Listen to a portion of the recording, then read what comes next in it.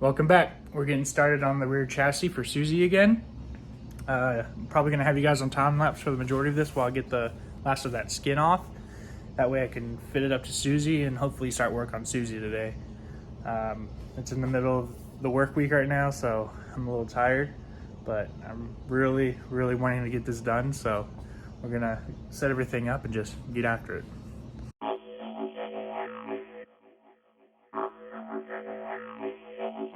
Alright, we're just going to hop right back into it. I already did a pretty detailed video on how to get the skin off of the top here, and also what I did along this side.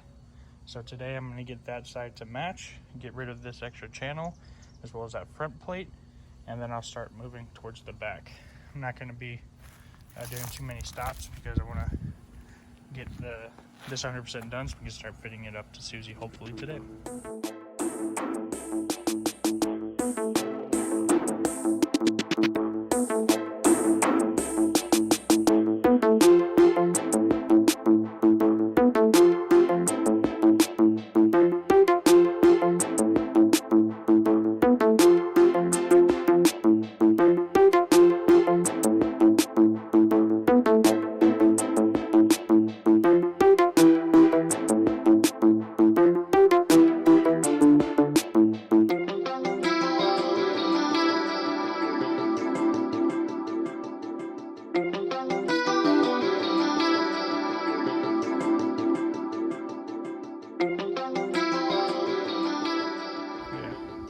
My tripod. As I was getting this bracket off, I'm realizing since there's these divots in here, the spot weld sits right inside there. I'm actually going to start digging into the chassis behind it before I can get the spot weld out. So I have a finger sander on its way here, and I'm going to use that to get these off, and I'm going to use it to get these off as well. So I'm going to wait on these until I get those tools in. But for now, we're going to go ahead and hop on this backside and get all this off.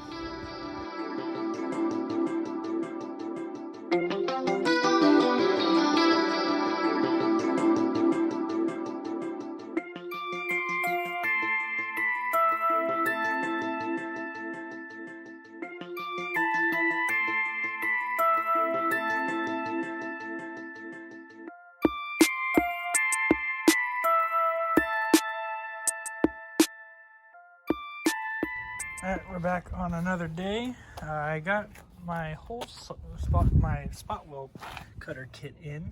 This thing's super neat. It took me a second to figure it out, but this little post in here is spring loaded, and so once you get a center punch done, you can literally just go around with the cutter side, and for this tool, speed is definitely the trick. You get enough speed and it'll just cut around the spot weld, and then you can smooth this out later. So I'm gonna get all these ones done, this one, and then I'm gonna see if it's better along that back half and get this channel out.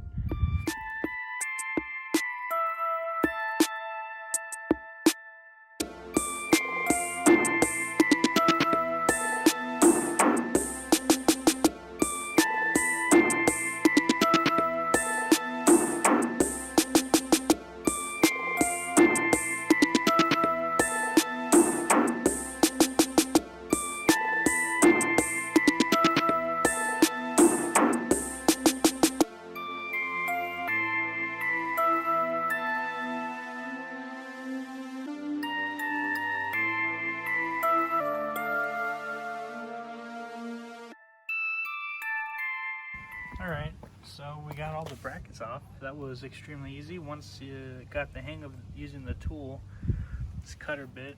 The biggest problem that I've seen so far is that this little guide pin, it'll dull out and then it'll just keep slipping. So I have to go and sharpen it every now and then. I've used the same blade and I've cut, I want to say 1, 2, 3, 4, 5, 6, 7, 8, 9, 10, so 20 times with that one tip, so it's not bad. I'm gonna go ahead and move on and get this channel off. That way I can say that that side is completely done and I can focus on the back side. So get back on it.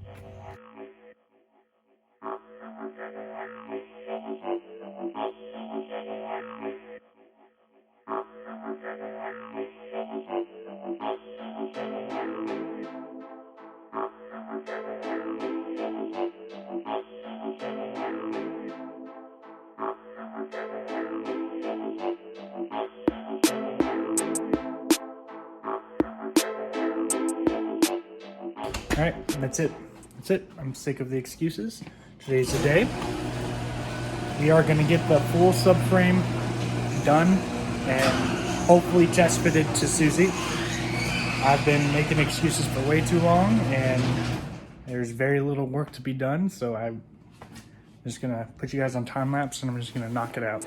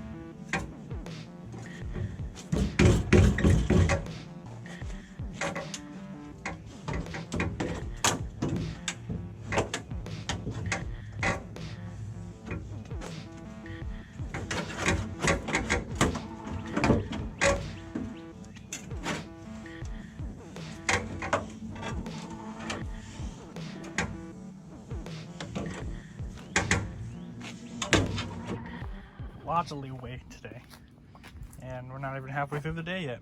I got this back panel off, came off very easily with this spot weld cutter. I would recommend this cutter to anybody as soon as you figure out how it works and the tricks of the trade. It's actually extremely easy to use.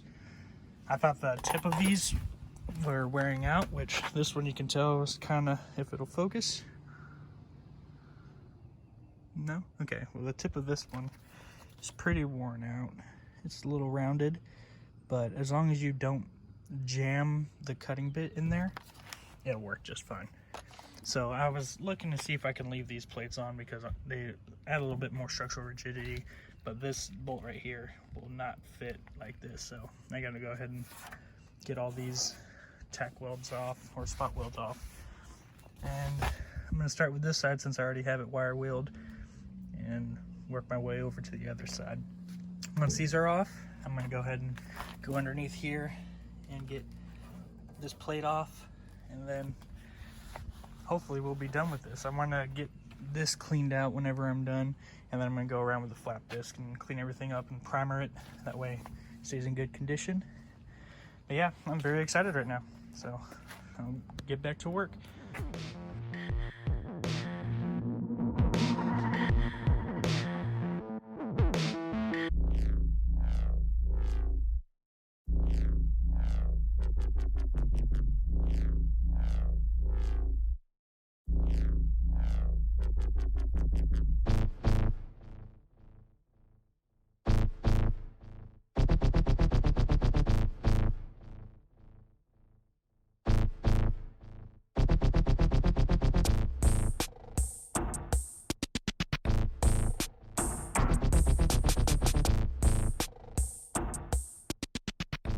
I'll tell you what, that drill makes everything so much easier. With the flapper disc, it's nice when you have like a bunch of surface area, so I probably would have gotten those ones with the surface with the disc too, but I had the drill out and ready, so I went and gave it a go, and it came out so good. So I'm gonna go ahead and tackle that other side, and then whenever that side's done, we're completely done with it. I just need to clean it up with the flapper disc once again, get everything level, and then I'm gonna primer over. That way I can keep it relatively rust free, and then we can start fitting this up to the car. So making big moves today.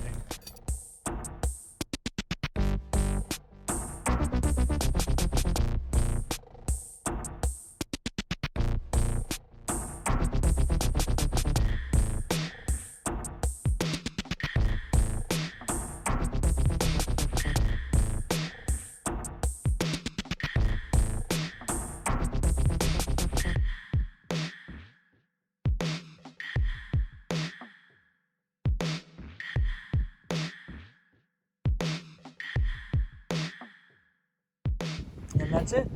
Got all the big pieces of metal off that I didn't want.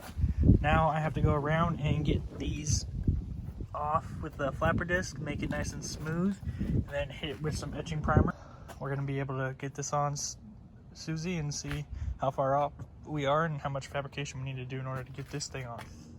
So let's get at it.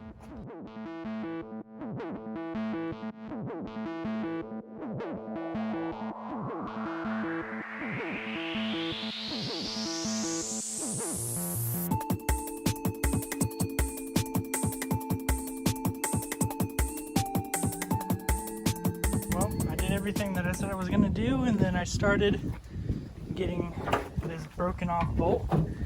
This is for the subframe, the rear subframe. I got the bushing and stuff off, and then I started getting at this, and it is not budging. So what I'm doing is soaking it in some WD-40, probably give it a little bit more juice, and then get my blowtorch and heat her up, some vice grips, and try getting it out that way. That doesn't work, and we end up busting the nut inside of it. I'm gonna be a very sad guy, but we'll just push on and try to get it fixed. I already have the channel and everything undone, so it wouldn't be too hard to get to it. It's just something I don't want to deal with. So you guys are going back on time lapse while I sit here and struggle with this.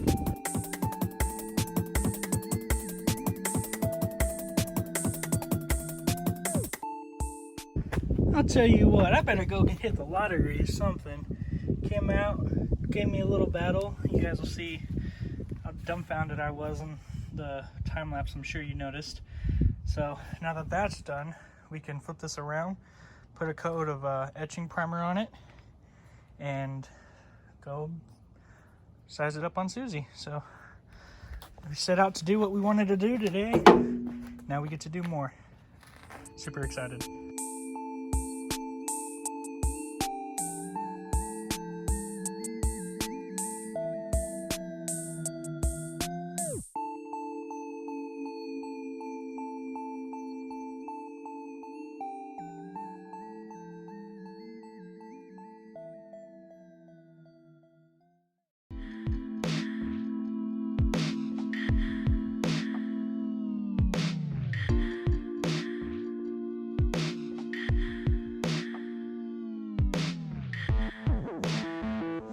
Forgot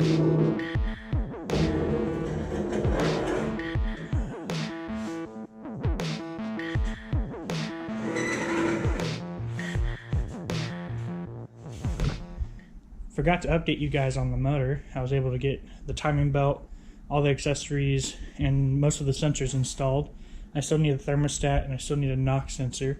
I had ordered a knock sensor already, and that one was for a different year vehicle, so I'm going to go ahead and set you up so that we can test fit the subframe and make sure everything will go into place, and then hopefully from there we'll get started on the removal of Suzie.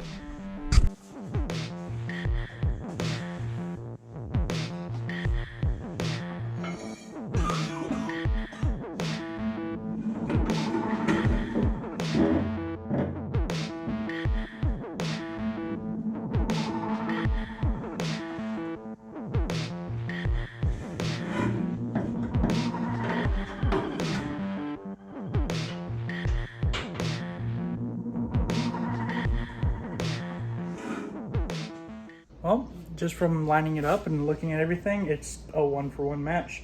There's very little, if any, differences between the two of them. This is going to be a coupe trunk versus a wagon trunk, so the sheet metal's slightly different, but not too different to the fact where we can't use it. So I am super happy with this.